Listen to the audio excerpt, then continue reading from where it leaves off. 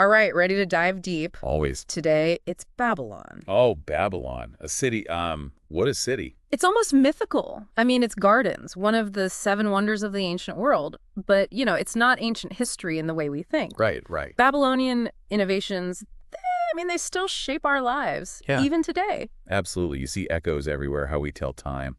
Even some of the oldest stories we have. Exactly. We've got articles, historical accounts, even modern takes. And our mission to uncover how this empire, this mighty empire ruled by, well, you know him, Nebuchadnezzar II, how it crumbled, before Cyrus the Great of Persia. Yeah, Cyrus. Fascinating figure. And then the legacy, how Babylon still echoes. Oh, Through yeah. the Bible, Greek historians, even pops up in movies and video games. Yeah. Wild. Yeah, it's a city with a dramatic end, for sure. Yeah. But the story isn't in there. It's power shifts, cultural transmission, the impact of ideas. Yeah. Epic. Okay, so picture this. 539 BCE, Babylon. It's at its height, the heart of the Neo-Babylonian Empire. But, things are starting to crack a little. Right. And this is where geography is key. Babylon, it was built on the Euphrates River. Crucial for defense, for survival, for everything. Control the river, you control the city. Makes sense. So, mighty city, internal unrest, the military's weakening. Enter Cyrus the Great, king of Persia. But not just a military leader. This guy, he was a strategist, a brilliant one. Known for his tactics, yeah. And instead of a full-on siege, he gets clever, diverts the Euphrates River, basically dries up Babylon's defenses. Hold on, diverting a whole river, that's straight out of Hollywood, isn't it? It does sound like that, yeah. But what's even more remarkable, what he does next, he doesn't burn it down. Not like so many conquerors would. He just walks in, takes Babylon without destroying it. Yeah, I bet the locals love that. But there's more, right? The sources mention Cyrus, this respect he had, unusual respect, for the cultures, the religions of the places he conquered. Totally. This wasn't just strategy. This was a completely different approach to empire. Most rulers back then imposed their own culture, their beliefs on everyone. The my way or the highway approach. Exactly. Cyrus, he understood, to rule, you need acceptance, not just surrender. So Babylonians, they kept their customs, their beliefs. They didn't see Cyrus as this invader, this ruthless guy. They saw a legitimate ruler. He was playing the long game. Stability, respect, not just fear. That's it. A key takeaway, revolutionary for its time, and its impact lasted on how empires were governed. Okay, so Babylon falls. But that's chapter 1, because this city, it doesn't disappear. It becomes, well, a symbol, a cautionary tale, even inspiration for later civilizations. Yeah, the end of an era, Persian dominance begins. But it's pivotal, not just politically, but symbolically too. Sends ripples through the ancient world. So unpack that symbolic meaning a bit. One place it gets a reputation. The Bible. Decadence. Moral decay. The backdrop for stories like Nebuchadnezzar's dream, the writing on the wall. Yeah. Pride. Punishment. The idea that power, well, it doesn't last forever. Remember the Tower of Babel. Human ambition. And the consequences. So a warning. Even the mightiest empires, they can crumble if they stray from what's right. But it wasn't just the Bible fascinated by Babylon. What about those Greek historians? Right. Centuries later, still fascinated. Think of Herodotus. He marveled at its grandeur. The walls, the Iftar Gate, the legendary hanging gardens, captivating descriptions. Those hanging gardens, one of the seven wonders, right? Although some historians, they still debate if they even existed. Exactly. Mystery, allure. Real or not, they've become this symbol of ambition, ingenuity. But it wasn't just sightseeing for the Greeks. What about Xenophon? He used Babylon's fall as this leadership lesson in his writings about Cyrus. Yeah, he highlighted Cyrus's brilliance, his approach to governing, compared it to, well, the Babylonian ruler's failings, a case study in how not to run an empire. So we've got different perspectives. The Bible's warnings, Herodotus and his awe, Xenophon's leadership angle. Why? Why this one city? Why so significant? It's fascinating. It's a universal symbol, almost. The heights of power, the danger of corruption, the idea that history, it's cyclical. Empires rise, flourish, then they fall. A theme, it resonates across civilizations for centuries, even today. So dramatic fall, how it's interpreted later, but did Babylon just leave stories, warnings, or was there more? What about its contributions, lasting ones? Oh, definitely more. And here's where we shift gears. From political history to the impact of its culture, its innovation, math, astronomy, literature, still influencing us. Okay, so start with the obvious. Architecture, Babylon, incredible structures, even if some are shrouded in mystery. like those hanging gardens. Right. And the ziggurat of Etemenanke, this massive stepped pyramid. The Marduk, the god. Imagine it, one of the tallest structures in the ancient world. Awe-inspiring. But beyond architecture, Babylon was a hub of knowledge, of innovation. What were they known for? Specifically, well, math, astronomy, groundbreaking stuff. They developed this sophisticated system based on the number 60. 60 seems random. It might now, but brilliant for its time. It's why we have 60 minutes in an hour, 360 degrees in a circle. Wow, never made that connection. We can thank the Babylonians for how we measure time. Absolutely. And it paved the way for astronomy.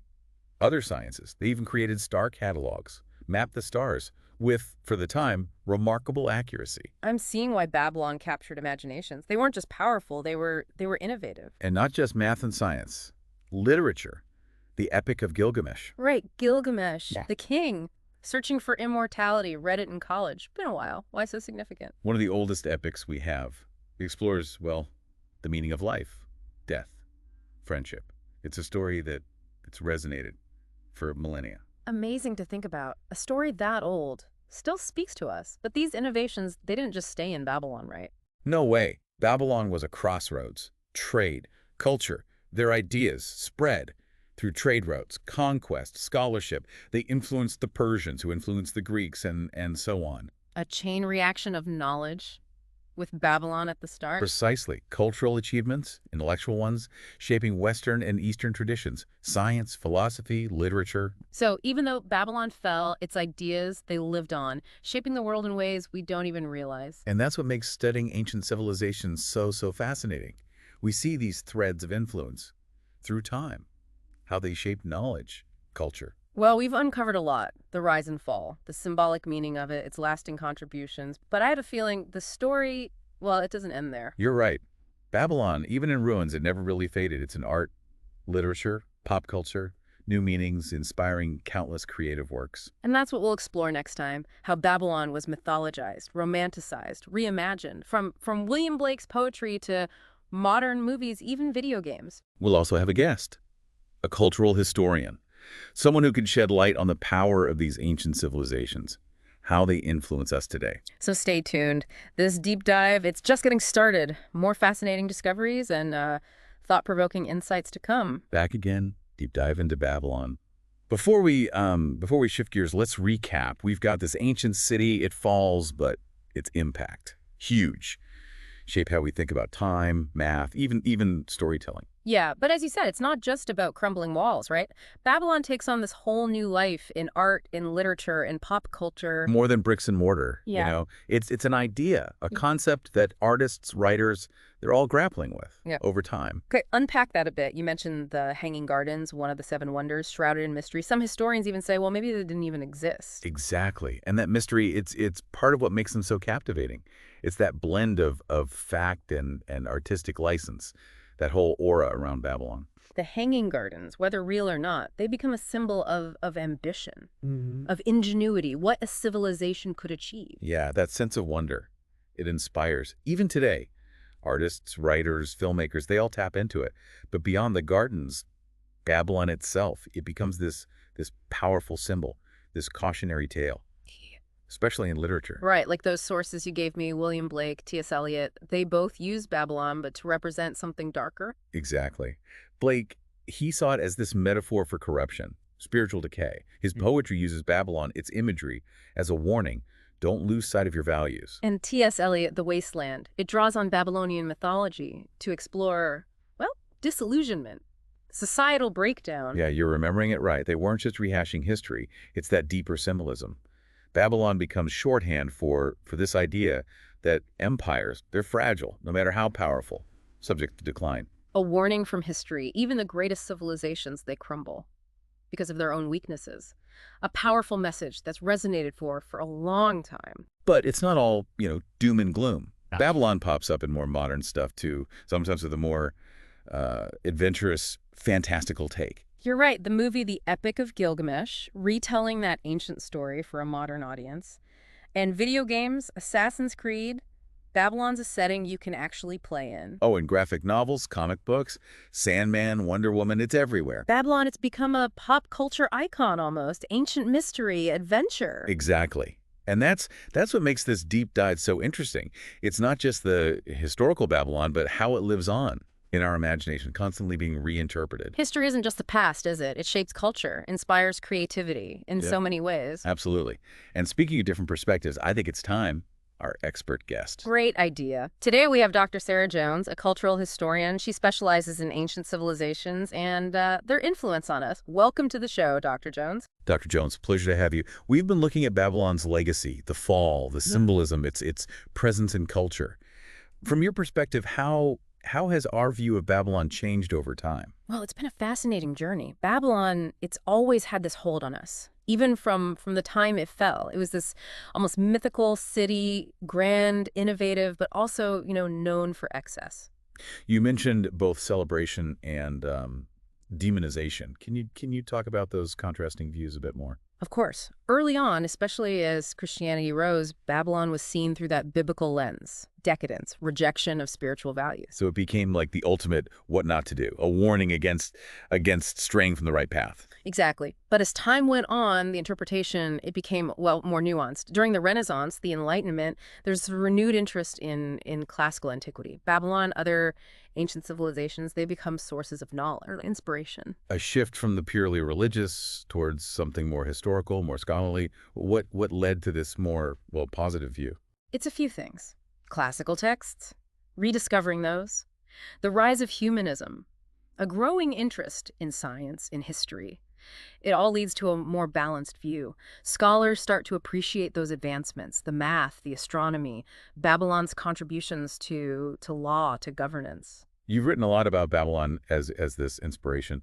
For artists, for writers, what is it about this city, this ancient city, that captures our imagination even now? I think it's that mix. Grandeur, mystery. It achieved incredible things, but it ended dramatically. Those ruins, they whisper of a lost world. A story that's both inspiring and tragic. Greatness, but ultimately a fall. Exactly. And that lost potential, it adds to the mystique. We wonder, what was life like there? Uncovering secrets, learning from its successes and its failures. So Babylon, it's both the best and the worst of us. The creativity, the innovation, but also that tendency towards hubris, self-destruction. That's a very good observation. Babylon, it's like a mirror. It reflects our own aspirations, but also our vulnerabilities. This has been incredibly insightful, Dr. Jones. Thank you for sharing your expertise. Before we move on, any final thoughts for our listeners about why studying these ancient civilizations, why it matters? Studying ancient civilizations, it's not just about the past. It's about understanding the present, shaping the future.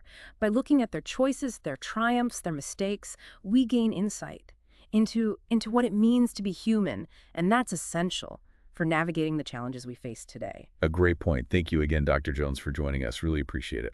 We'll be back in a bit. To wrap up our exploration of Babylon, what it tells us about civilizations, about ideas, about the legacy we leave behind.